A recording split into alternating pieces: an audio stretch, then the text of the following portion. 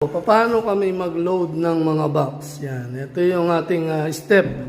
So, one, pag marami kaming mga small size na boxes, so ganyan. Namin siyang linalagay. So, dalawa, at saka baba. Iga. So, sa taas yung mga magagaan. So, lahat ng mga mabibigat sa baba. So, ganyan po kami maglo-load is for safety ng mga boxes nyo. So, yan. Yan yung, kaya kami nag-ano ng mga oversize. Mahirap siyang, kung may mga oversize ODD, mga bulky na box, mahirapan kami. And then, hindi yan papasok sa top. Dun, sa pinaka taas na yan.